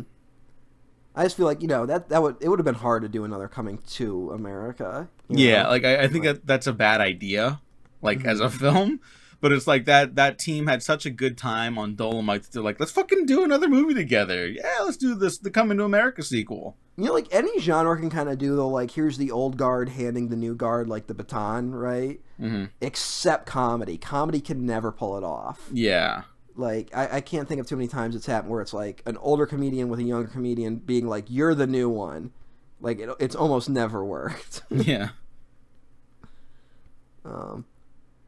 Goddamn, I would love to do like a John Landis series, but John Landis just sucks so much. I know. Like, because he's got like at least like 5 really good films. Yeah, it's Coming to America, Trading Places, The Stupids, of course. Beverly Hills Cop 3. No. No. That's one of the first. I think I talked about. That's one of the first movies I ever saw where I was like, "Hey, this is not good. Like this, I can't watch this. Like it's so George bad." Lucas cameo. What was that? There's a George Lucas cameo. Yes, there is. He's like, yes. Hey. You know what? I'm kind of surprised George Lucas wasn't one of the council members. That would have been, but this might have been like peak George Lucas being like, fucking Titanic's making more money than me. Like, he might have been jealous of The Matrix. Oh, maybe.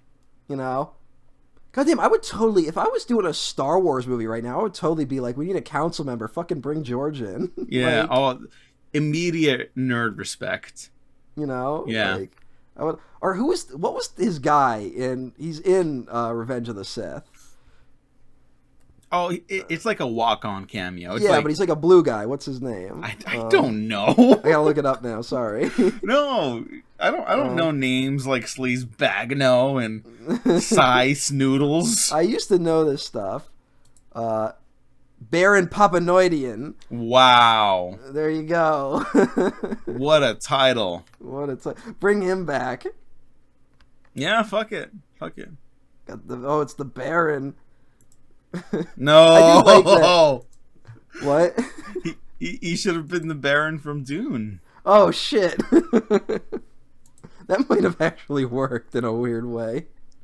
This is my Dune. My Dune. Kill them all. My Arrakis. I will not hand over Arrakis to the white slavers of the world. That's a Everybody great interview. said that? Yeah. Somehow I don't think they've scrubbed it from the internet yet. What a guy. Yeah.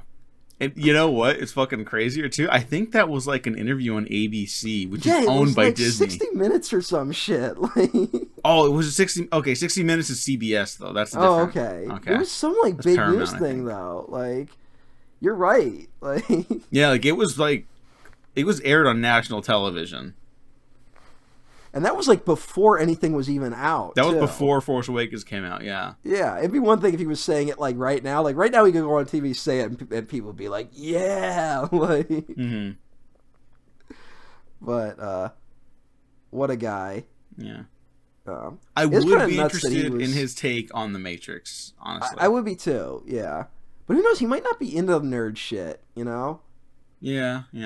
It's so hard to get a read on fucking George Lucas. No, it is. But you know what? This actually brings me back to like another interesting point I wanted to make is that like the Wachowski sisters, like I bet they're not also tied specifically to nerd. I bet there are fans of stuff. Like if you pitched a movie by showing someone Ghost in the Shell and being like, I want to do that in real life, you're kind of a fucking nerd. But I bet they have other interests outside of that. And like George Lucas as a dude who got started up in New Hollywood. Those people had other interests besides like movies. They were interested in like other art forms and stuff like that too, you know? Like it wasn't just like nerd shit. Like I've had conversations with people about like, oh yeah, they like I think it's hilarious that all these like huge actors are in the Venom movies for some reason. I think it's the funniest fucking thing in the world. And then I've had people say like, maybe they just like Venom. It's like, no, they just like money. But also like they also just like working with Tom Hardy. Tom Hardy is a very interesting actor, you know? Like, I'd want to work with him, and I'm probably a terrible actor. But if someone told me, hey, you want to get cast in this movie and do a scene with Tom Hardy? I'd be like, fuck yeah, dude! Is he going to eat another lobster? All right, here's a question for you, Diego. No. Let's say you're making like a big franchise film or something, or maybe it's your own franchise of some sort, right? Mm-hmm. It's the new hotness, and you get to pick your council. There's like a council scene, and you get to stack your council with anyone you want. Who are you picking? George Lucas. Yeah, but like, give me like 3. I'm bringing back Dr. Cornell West. All right, are you just gonna pick people we've already discussed? Probably, yeah. But you know what? Here, for the third one, I'll go a little different. Monica Bellucci. All right. There you go. Mm-hmm. I think I would put the Wachowskis. I would try to get the Wachowskis on the council, though. You know, I guess I didn't consider them because they're so almost private. Certainly say no, but yeah. It would be a fun get if you could. Oh, totally. But they're just, they don't even do like a lot of interviews. They put fucking Terry Gilliam in Jupiter Ascending. Yes, they did. So maybe they're like fans of like the Cameo game. Yeah. Like they maybe. Yeah. Have they ever cameoed in their stuff? I don't think so. Let me check real quick. If they did, I think it would have been in this era. Yeah. Especially like, because as I noted, they did the reading of like Stanley Kubrick's and stuff like that, and oh yeah. Like if they probably read a little bit about Hitchcock. But I don't know. I feel like we could kind of just focus on like the back half of this now. I put M. Night on my council as well. Oh, and that's pretty good. You're getting a fucking monologue, man. That's pretty good. You're fucking going in on it. All right, and then Elon Musk. No. No. Oh, you know who should do the Elon Musk biopic? I was gonna make a joke, but then I realized it might be a crime to make the joke. So are you gonna say Abraham Zapruder? Hey, I like the way you think, Diego. Anyways, let's talk about how we're kind of struggling to talk about this movie, even though it's really great. Wait, you didn't answer my question. What? Who's gonna do the Elon Musk thing? Yeah, I answered the question. Oh, your joke was Abraham Zapruder? Yeah. Oh, we were both gonna make the same fucking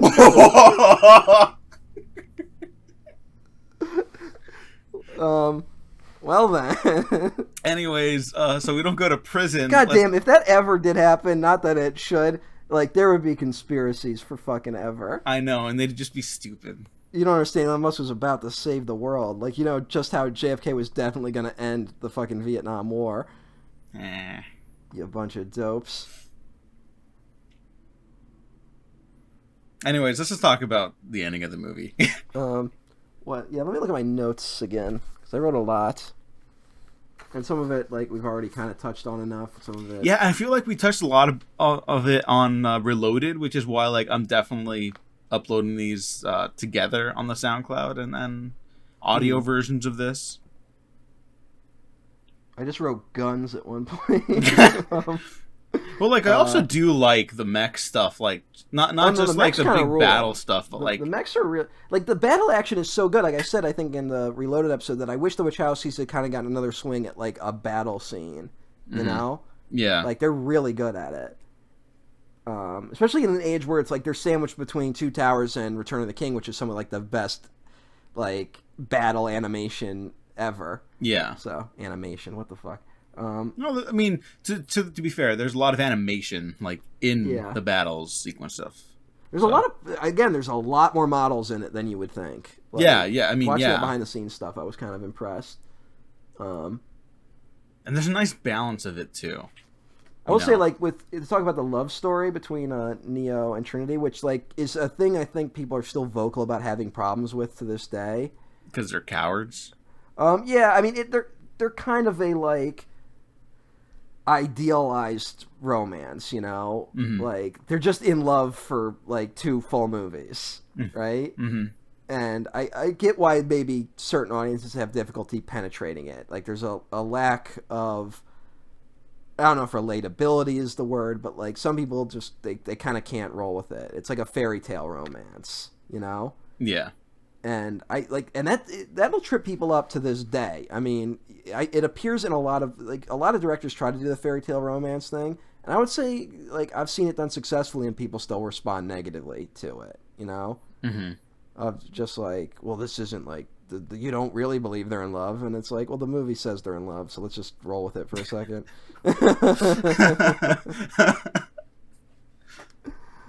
And also, they at least get the scenes devoted to like them expressing the love, and you understand like the there's connection. Also like high romance like visuals in it. I mean, like, you know, he's in the limbo train station, but they also take the opportunity to do like the classic like train reuniting like of the couple scene, you know? Yeah. Which is straight out of like every fucking crappy romance movie ever made. Like, so but there is like, I get some people kind of want, I think that the thing that like the Marvel movies have fucked up is like they just write every dynamic as like the Han Solo Princess Leia dynamic. Mm-hmm. And it's like, you know, there's other ways to write characters. But the Han Solo thing does work, you know? Like, I think it has its place. And I don't know. It feels like we're going to get like a weird like backlash to writing any characters like that. When it's like, no, you should kind of have the one character that maybe feels that way. Mm-hmm. Which there's 0 characters in these sequels that fill that, you know, spot. Yeah. And I get why like that could maybe make it a little difficult for general audiences to invest in it. And you know, we've also had like the backlash to the romance.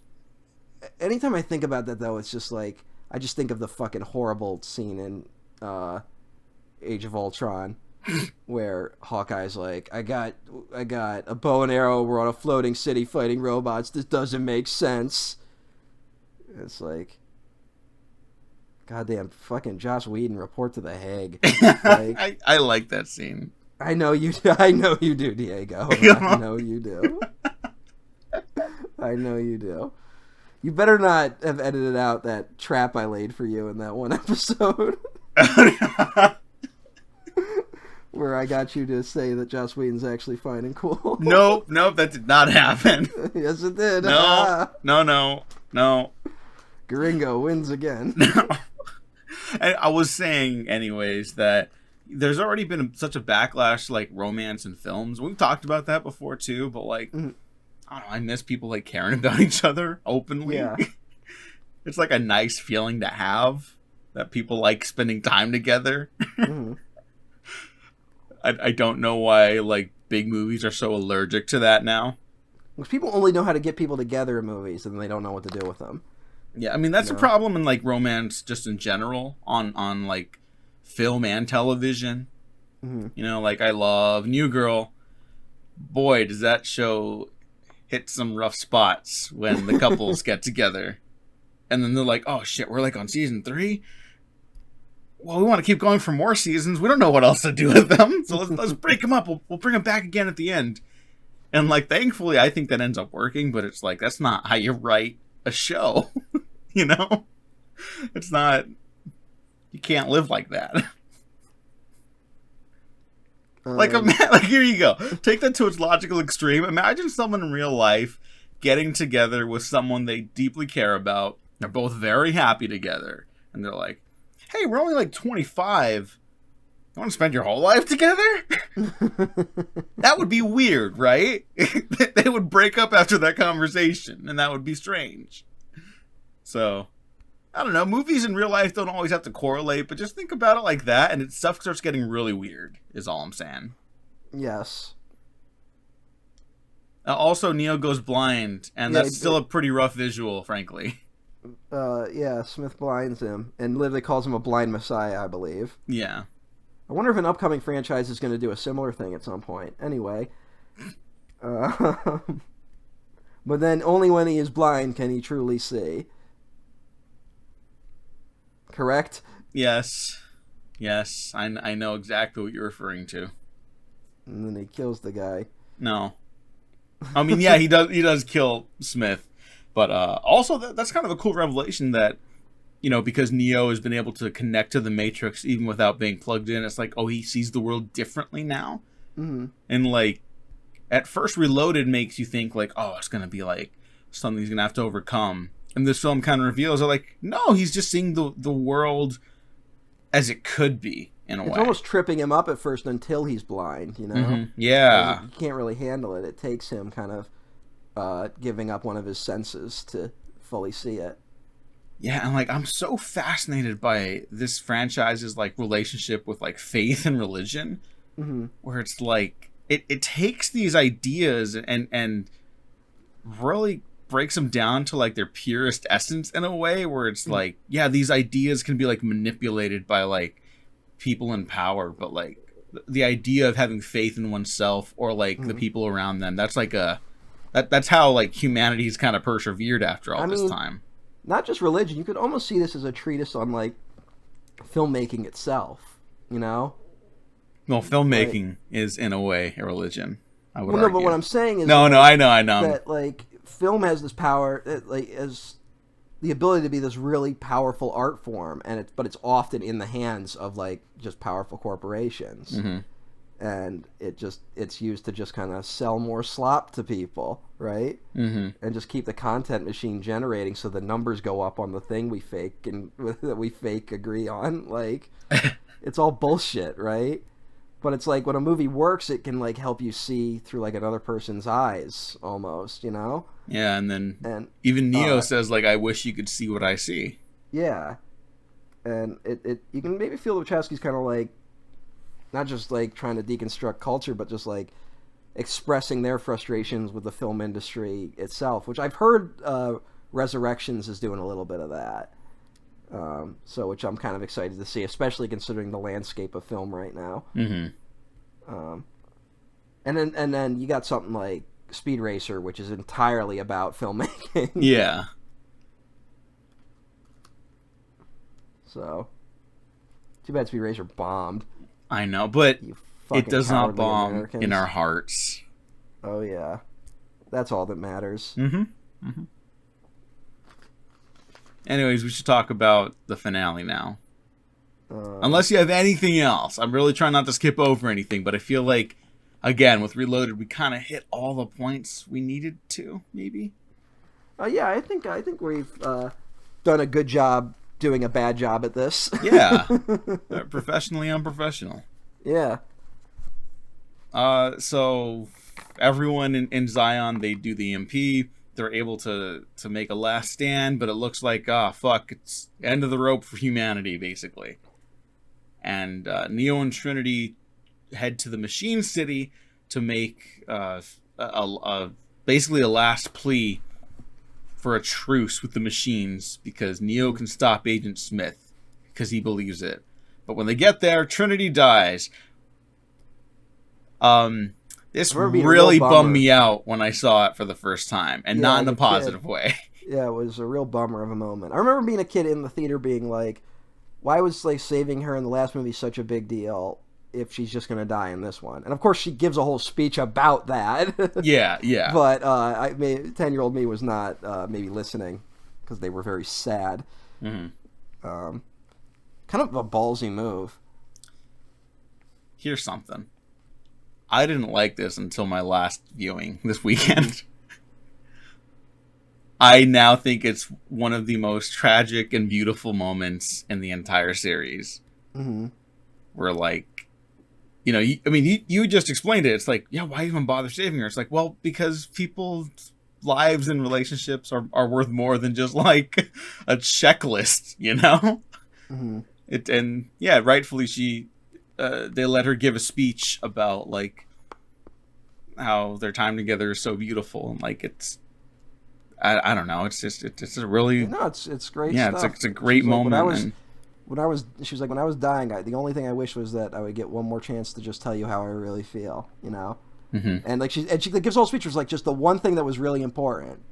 And it's the thing of like, yeah, when you're dying, you're not gonna fucking regret that like you didn't, you know, climb Everest or some bullshit or like made more money. You're gonna be like, I wish I had told the people that I loved that I really loved them, you know. And that's what Neo gave her, that, you know.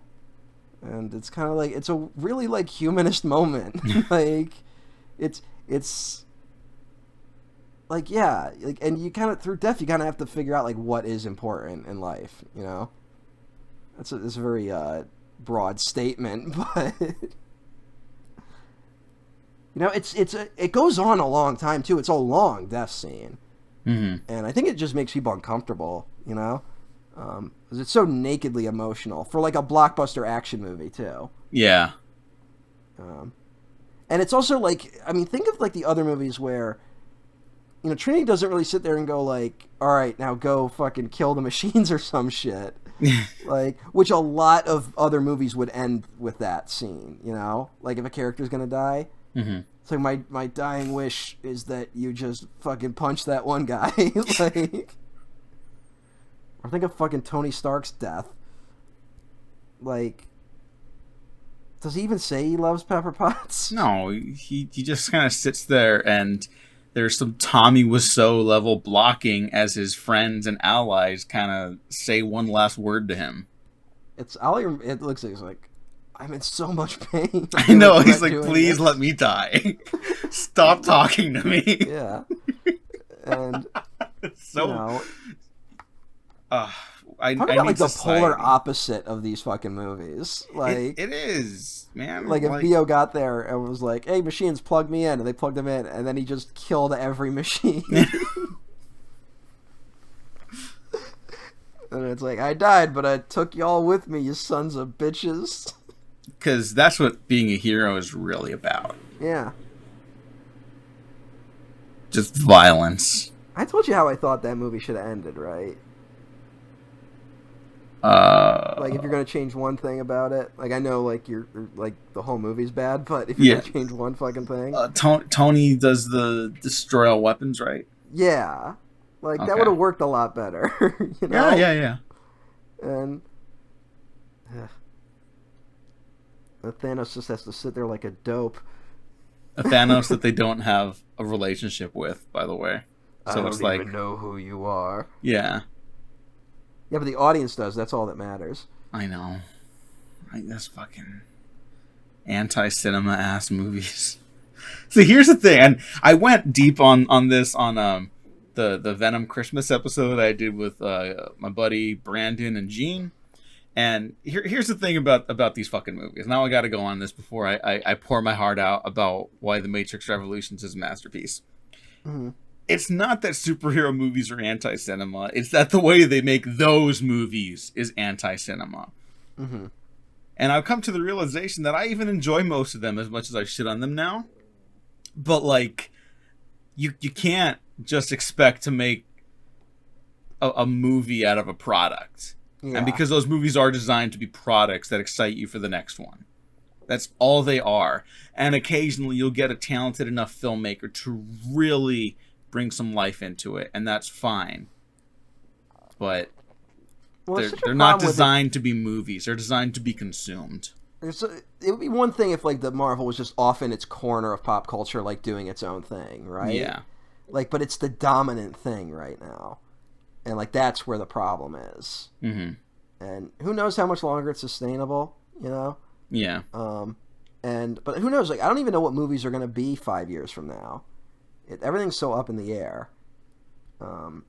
So I'm placing no bets and just kind of trying to enjoy what I enjoy in it, you know? Yeah. You know, I mean, like, and again, like, I don't begrudge people for finding enjoyment in them. I think some people are using it as an excuse to, like, genuinely bully other people. And, like, whatever. Like, it's the most popular thing on the planet. Take the hit. Mm-hmm. You're an adult. Probably. I don't know. Some people listen to this are younger, I found. But that's not insane. The point. Kids, go away. I know. If you're under the age of 21, you're listening to this, you still have a chance. You still have a chance. How old's Dan Just Doherty? In life. He's like early 20s? Like, fucking... Dan Doherty was like 20... Like, Dan Doherty was tweeting back in the day, like, man, I just feel so old now. And then I found out he was like 20. And I was like, dude... Fucking now is the time, motherfucker. Like, the point, all of this to say, there's a lot of problems in the world. If you can find something that makes you a little happier, I don't begrudge you. But be like open to acknowledging the systemic problems at hand, I guess. And maybe try to highlight some stuff that isn't part of the system. Just don't be a damn fool about it. Yeah.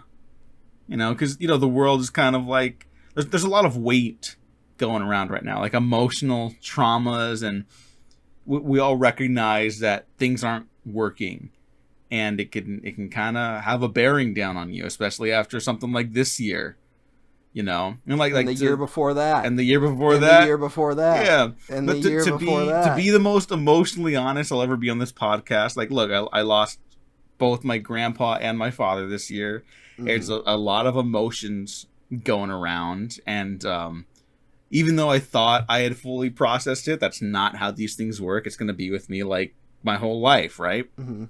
And something about watching the final fight in Matrix Revolutions, which is nothing like my life, by the way. But the fight, the showdown with Agent Smith, having overwhelmed the Matrix and Neo, where he's kind of just like a beatdown at a certain point, and Neo standing up out of the rain and the mud, and Smith is just monologuing at him, because no one monologues like Hugo Weaving. Holy fuck. And he's just telling him like what are you even like fighting for? Do you know? Is it like love? Is it like whatever? Like only a human mind could think of something as insipid as love. And then Neo, like he just says one line, and he just says, "Because I choose to." And it just broke me like a dam. And I was like crying through the last 15 minutes of the movie. And I did not expect that coming out of Matrix Reloaded, being like, yeah, it's good, but I don't feel anything as he saved Trinity. Like, it's a very sweet moment, and I like these characters, and I like the relationship, but I didn't feel much, like, emotionally rewatching that movie, other than like, oh yeah, this is badass, you know? And here I'm like, oh fuck, it just like opened up this well of emotions that I guess I'd been carrying around for a while. And I don't remember the last time I felt so like emotionally fulfilled from a movie experience. And I saw this on a couch, like 12 feet away from a big TV screen. And all that to say, yeah, this is a masterpiece. And if you don't like Matrix Revolutions, don't tell me. That's all very important, Diego, but why did Neo simply not let Smith get him like the moment he came into the Matrix? Why didn't Zion just build the dock out of EMPs? You ever think about that, idiot? Cinema fail. Yeah, if you're watching movies like that and you're like over the age of 18, I want you to know that you're a loser. I'm sorry I did that. That was so dumb. No. I mean, you're bringing up like a real subset of people that watch movies that way. Mm-hmm. You know, and I mean, even the Russo brothers when they went on like honest trailers before they were like the biggest producers in Hollywood for some reason.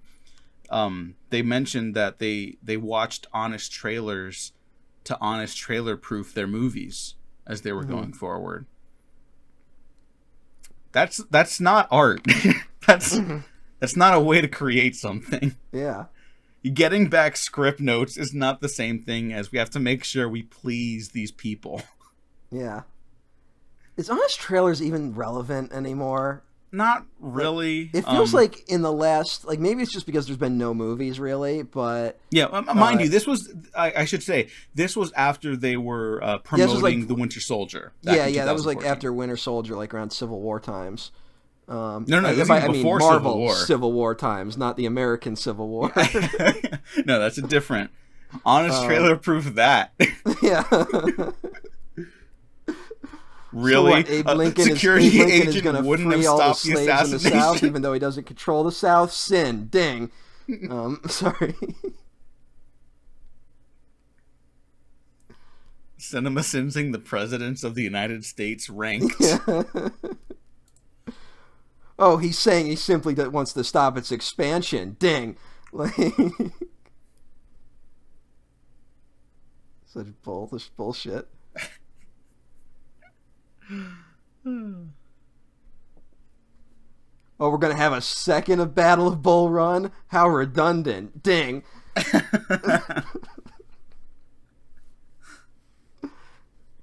Appomattox Courthouse. Ding. Anyways, what did you think about the ending to Matrix Revolutions? Because there's another big thing we have to talk about after that fight. I gotta say first we gotta talk about Big Babyface he meets in the Machine City. Oh, do you know the Deus name Ex of that character? Machina. Yep. Which is like the greatest. Voiced by Kevin Michael Richardson. Yeah, they got an actual voice actor for once.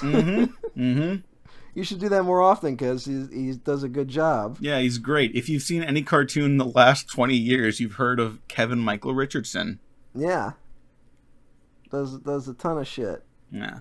I love all the machine stuff so much. Like, it just looks so fucking cool. Yeah, the machine stuff looks great in like a nightmare type way. Oh yeah, no, it is terrifying. Like, I don't want to live there or anything like that. You know, I mean, I kind of like admire it the same way I do Blade Runner. Where I'm like, fuck, I love watching this world. It feels like I'm in it, but I also don't actually want to be in it, like at all.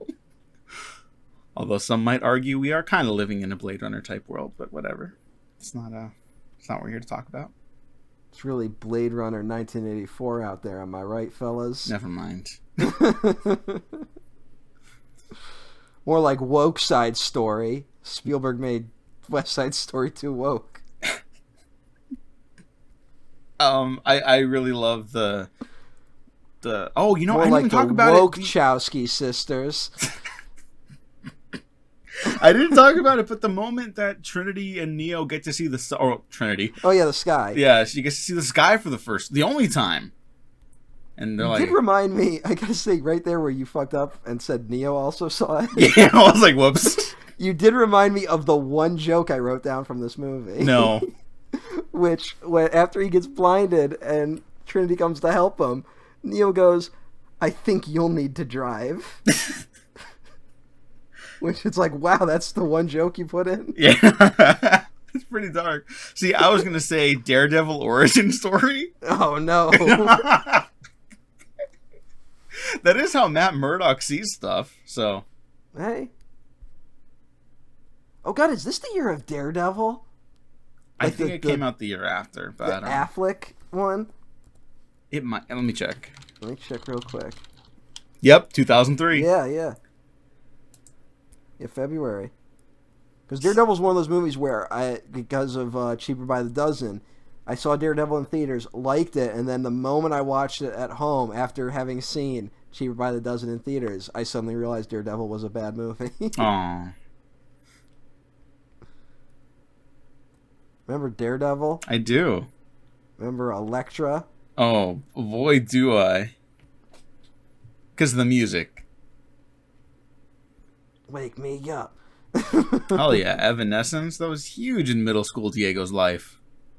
God, I just think about like being in middle school, just riding the bus home, and like it's just Evanescence playing. Yeah. Like, what the fuck? Well, because when you're a kid, everything is like the most important thing in your life. Everything is the most dramatic thing that's ever happened to you. Yeah, but like I'm not listening to it. Like I'm just on the bus riding home. Oh. You know? But you know, like the bus ride where it's like, all right, all your friends are off, so like you're just looking out the window, and I'm just sitting there looking out the window, and it's like, wake me up. It's like, what is that doing to my brain? It's waking it up. No, it did not. Because then I forgot about that song until that guy did the fucking Goofy cover of it. Oh my god, I forgot about that. Or, you know, I remember that Vine where it's like, you saved my life. It's what I do. What's your name? My name is Evan. Oh, yeah. That's the best. Evan Essence. Wake me up. Did you notice one thing, a byproduct of the fucking 2016 election is that, like, I remember nothing from culture from the year 2016. Oh, it was just overwhelmed? Like, it's just like it all got erased. Yeah, that makes sense. Yeah. Fight with Smith is cool. Oh yeah, I mean, I kind of skimmed over it to talk about my emotional breakdown with that. Yeah. But the fight is incredibly well choreographed. It's very like evocative. The images are like constantly some of the most striking shit you've ever seen. Like, not to be obvious, but it's the best Superman fight ever put to screen. Yeah, like, I would argue that as well. And it made me go like, why the fuck do we even bother talking about Man of Steel? Like, honestly, it really did make me think that. It's so good. It's such a good fight. Yeah, I love the effect of like the shock waves in the rain because it creates like these bubbles of atmosphere. Like that's such a cool visual. And like yeah, they do it like a dozen times. But if you have a visual of that's cool, yeah, you fucking do it a dozen times. Yeah. I think it was just a thing of like audiences were so like baffled as to like what the fuck happened at the end of that fight. Like, oh well, Neo allows himself to be taken over for the machines to be able to stop Smith. It's synchronicity. Baptism of fire. Yeah. There's a little cross on Neo as he is crucified to purify the world of its sins. There is a fantastic moment that I don't understand why it's not talked about more, where after Smith takes over Neo, and he's like, have a second where he's like, did I win? Like, also, work? When he realizes like something's wrong, when he can't dead name him, where he calls him Neo, and he's like, wait, like he's freaking out before he takes over Neo because he called him Neo and not Mr. Anderson. Yeah, and he's just like, are you doing this? Like, what the fuck? Like he just can't comprehend like why he called him that. Like, Hugo Weaving's so fucking good in these movies. Yeah, he's fucking unbelievable. Yeah. And let me remind everyone that I still don't understand how he's even in these sequels still. Something from Neo got imprinted onto him. Yeah, but what does that mean? Neo gave him the gift of choice. But how is he here? Because he chose to disobey. What? He chose to stay. He chose to disobey.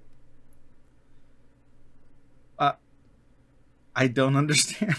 It's his whole speech in the second one. Yeah, but like, I don't understand how that correlates to his existence after he was like destroyed. In Matrix 1? Yeah. Well, because alright. Fucking, I don't think this is that hard to get. I'm sorry. Okay, no, I'm being honest here. I don't fully understand. So like he gets destroyed, right? Mm-hmm. But like at the end of the day, Agent Smith is still a program, right? So like his code, like when he explodes, you literally see his like code go everywhere, right? Yeah. Also, when Neo kills Smith in the real world, Neo sees like his soul explode, which is interesting. Yeah. Also, that's the man's face. Yeah. Yeah. But what was I gonna say? So like his code explodes. He's still like it's in the Matrix, his code, and there's a part in Matrix Reloaded where the Oracle talks about like how if a program breaks down, it gets replaced, right? Mm-hmm. Like that, and then when something breaks down, it returns to the source, but it like sometimes they choose not to, right? Right. Sometimes the program's like, actually, I'm gonna stay and I'll choose exile. And Smith was given that gift of choice by Neo. Like, an agent program, when it broke down, would probably, because it's like kind of like the perfect like authoritarian program, would have just returned to the source. And you know, his kind of mission in the first one is to die. Mm-hmm. Like he doesn't want to exist. But getting copied over, he suddenly realized, hey, I can make a choice here. But even then, he's like, but I'm still stuck in the fucking Matrix. And that's where he kind of has his, like, existential crisis of, like, I'm kind of free, but I'm also not free. And, like, he can't come to terms with it, so he chooses, like, nihilism. Okay. Like, I guess... I guess it was just code being rewritten. I guess that makes sense. I also don't mind it not making sense to me because like I'm so into like the themes of these, you know, like don't worry, there's plenty of other things that don't really make sense when you think about it. But... Oh yeah, totally. However, this is a perfect film, so who cares? Yeah, it's good. Yeah. Anyways, what do you think about the Matrix also being rebooted and the truce between humans and machines? New sky in the Matrix. Yeah. An important touch. Now, if you also, not to get too into Matrix Resurrections hype, which came out the day of recording this, by the way, the sky in the very first trailer, the very first image you see is like reminiscent of the sky in Matrix Revolutions. I guess the little girl could do that because the Oracle says like if she did it for Neo, and yeah, she says yeah, she did. And she's a new sky. She's a new program. Mm-hmm. She didn't have a purpose initially, and then she just made the sky different. So good for her. Yeah. It's like there's all these ideas about like free will and control and these things, and how the architect makes another appearance, and he's like, yeah, like anyone who wants to leave. All right. I almost spoiled Matrix Resurrections for myself because I was trying to look up the cast list again, but the whole plot is already on Wikipedia. Wow, you people move fast. Yeah. But the architect returns and says anyone who wants to leave the Matrix can leave. And that's a little tidy for me, but I think you kind of have to. I think it's honestly kind of a fine like middle ground for now, you know. Mm-hmm. And there's something, you know. Also, but he says to her, the other important thing he says is like, you were playing a dangerous game, which he says to the Oracle. Mm-hmm. And it's like implied the Oracle kind of set up like the whole romance between Neo and Trinity, because that's really what did it, you know. Yeah. That led to this whole new world. That she was working for a peace, even if the architect wasn't really working for that.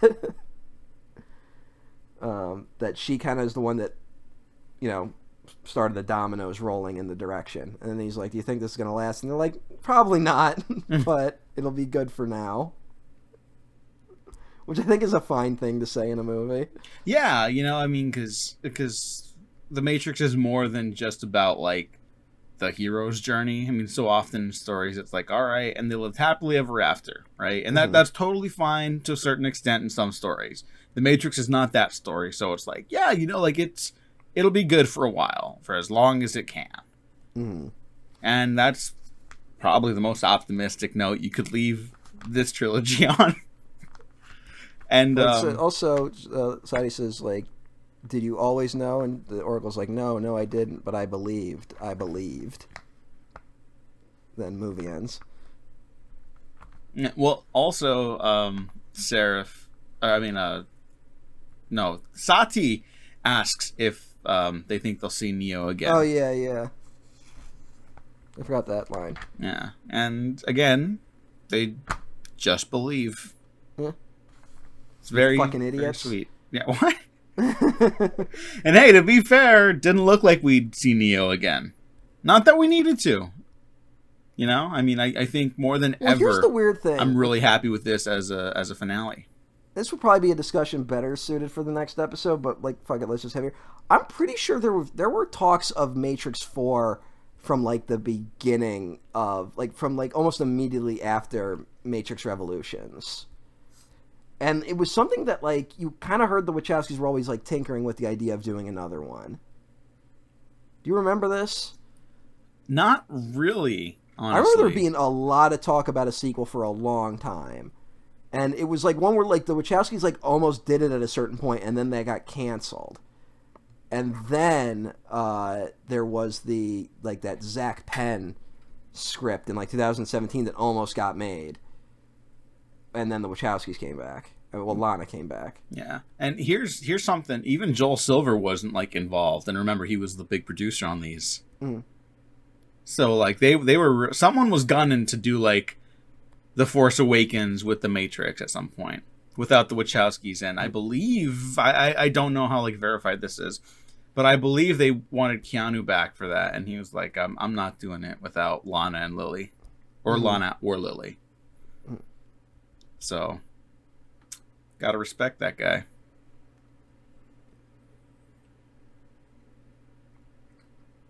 It says on the Wikipedia that, like, while they were making the Matrix sequels, the Wachowskis told their close collaborators that at the time they had no intentions of making another installment.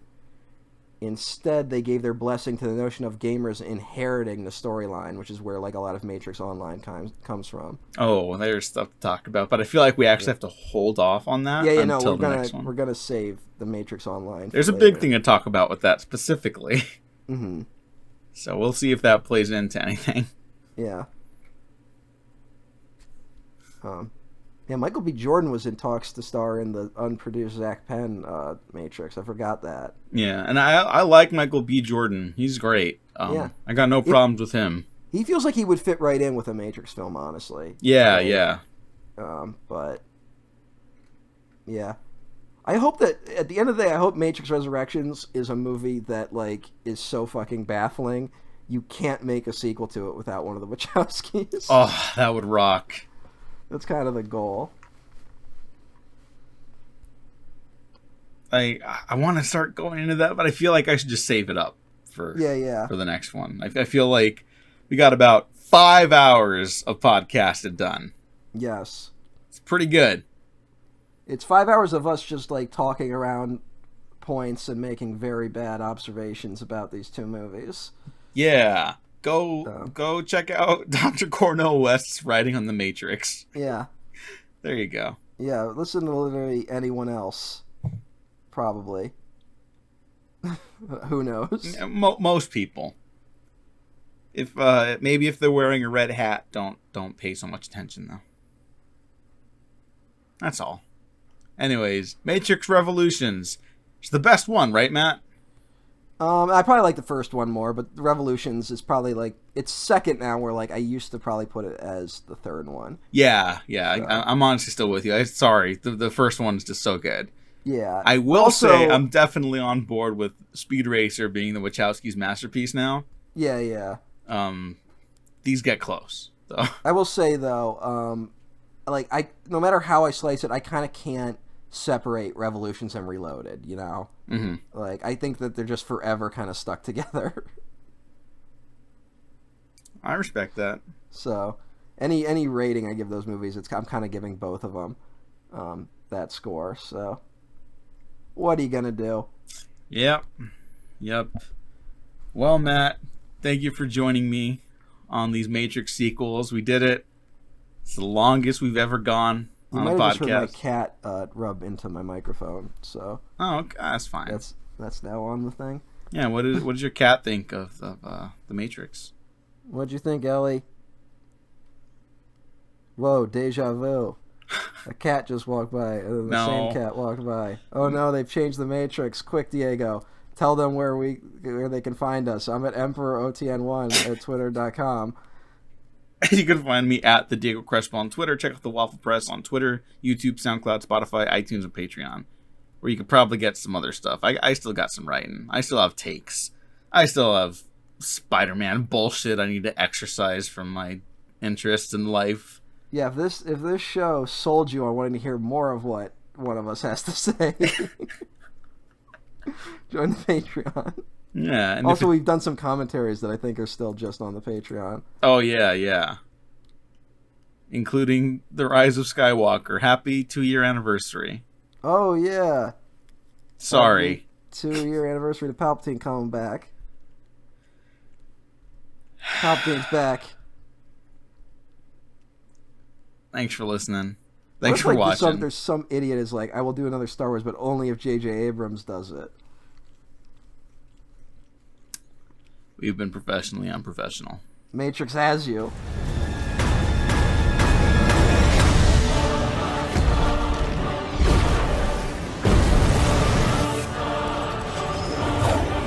You've never believed in the One. I still don't. I believe in him.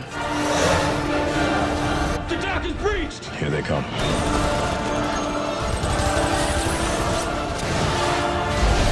Neo is doing what he believes he must do. If you tell me we'll make it, I'll believe you. We'll make it. We have to. I don't know what he can do to save us, but I do know that as long as there is a single breath in his body, he will not give up, and neither can we.